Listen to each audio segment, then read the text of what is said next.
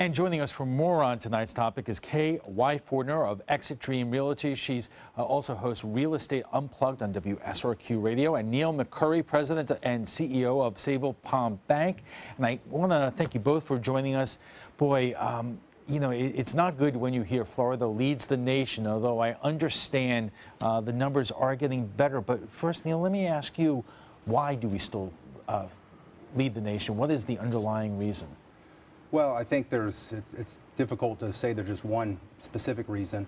Some of the challenges are that the Florida foreclosure laws are considered a much slower process than other states in the country, which would result in the foreclosure cycle lasting longer in the state. I think that while we've had a recovery in this area, it has been an uneven recovery for different people, so you still have homeowners that are truly struggling out there. And I guess that is the part of your thoughts that is most unfortunately interesting, is that we think that we're out of the great recession that we faced, and a lot of people, I know a lot of people who struggled through that, but they are still struggling because of the economic pressures going up, but not real-time salaries. That's right, that's right. Yeah, real wages are stagnant or going down, and when you factor in inflation, people are making less today than they were 10 years ago, but prices are continuing going up. And now, even though the real estate market's gotten better, what's resulted is you've had significant increases in property values, so a home is much more expensive today than it was in a few years past. You hear the foreclosure defense guys talk about the banks and their rush to close out the cases. Is that also a issue or a reason for the numbers going the way they are? Yeah, well, it's interesting, and Kay and I were talking. She works with a lot of different banks on foreclosed property, and I can only speak for my experience and our bank's experience, is that I don't think that we have ever had an interest in wanting to own anybody's home, and the best resolution is a resolution that keeps people in their homes. And if that can't happen, then the next best is to get the home and have it sold for somebody else, and not have it sit on the market and further put a burden on the rest of the market. Right. Okay, what is where are we in terms of the stock out there? Or is there still too much inventory? There are not right now a lot of short sales on the market. Our short sales really have declined, and a lot of it has to do with our values have gone up.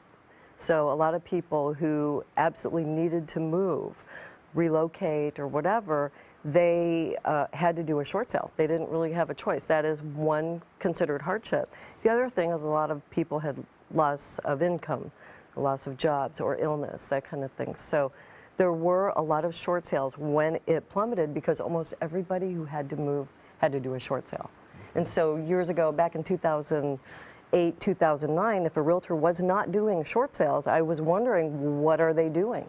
Because almost, I would say, 8 out of 10 properties, it seemed like on the market, were a short sale. And if you found one that was a fair market value, you were pretty excited as a realtor, especially if you had a buyer. That's true, but I remember when we came down here and we were looking for a home, and the short sales were out there. The problem was the amount of time it took to close. Is that still an issue? Lenders don't move really fast, although I saw Neil walk really fast into this room. But they're not called short sales because it's a short period of time. It can take 4 or 5 years. I've seen some of these go just a tremendous long period of time. And then I've also seen a little bit of a change lately, that some of them are actually getting their act together, aren't they?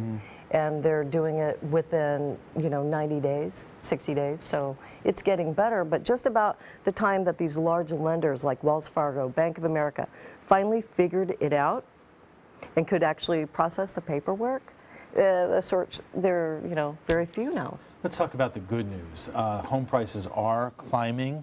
What does that mean to both the foreclosure problem and the ability of people to actually get out of difficulties they're in because the value of their homes are increasing? Yeah, well, sure. As was mentioned earlier in the story, is that the rising prices have certainly helped people that own a home, but even today don't feel they can economically afford the home, but can avoid a foreclosure or short sale and the ramifications it has on their credit. So that's been great. That's been a great solution for people. What is a challenge, though, is that with higher prices, it's making home affordability tough again. We had that was a big topic 10 years ago, and then we didn't speak those words for quite a while, but it's coming back again, that this is an affordable place for people to live and to raise a family.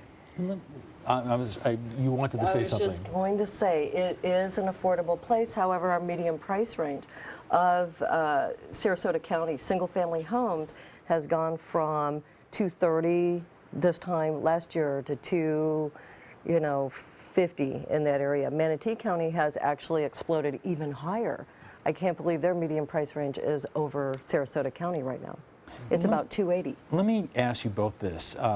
If you were to speak to whether it's state legislators or you're a member of Congress in terms of what would be the thing to do to get home affordability up and the number of foreclosures or short sales down, what would that be? Well, I think as a whole we need to continue to find ways to create high-paying jobs in our area, to find ways to attract people, young people in the community to come to the area, and that can afford the properties. And I hate to see people stretching because they have to, because their incomes don't even meet the criteria for a $250,000 home. Right, right. And we were just talking about it before the show, is that with FHA guidelines and a lot of people who did go through a short sale who are still in the area, there really hasn't been a lot of portfolio loans, and I'm going to let him talk about the difference between portfolio and that kind of thing. That you have a wonderful one, but a lot of these lenders are just not letting loose. So you've got FHA out there that's good for the credit ding, they're good for the low down payment. The money doesn't even have to be theirs, it could be gifted. But they're not letting loose because they of are continued not fears about another bubble. Right, Is that right, not true? right. Yeah, well, I think there's concerns about a bubble, and everybody realized that there was mistakes made in the last recession. How do you avoid them? Unfortunately, sometimes the pendulum goes too far one way.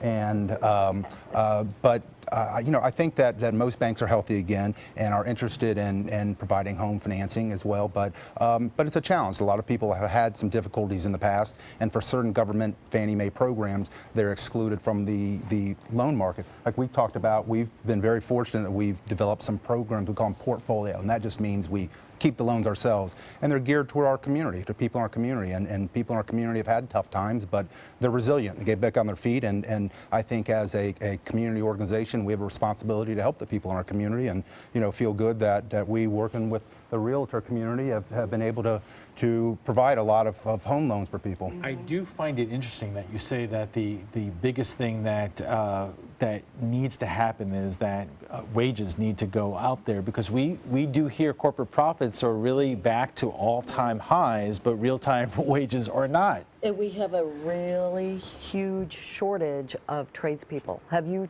tried to get an AC or a plumbing or a roofer? How about that this time of year? Out just to give you an estimate. We don't have enough. Because many of those businesses went under in the economic recession. Exactly. And employees And where moved did other those places. people go? They went to Tennessee, they went to a lot of other states where the need was great for their services and the cost of living was affordable to them. Okay, and we'll have to leave it there. I want to thank you both for coming in tonight and joining us.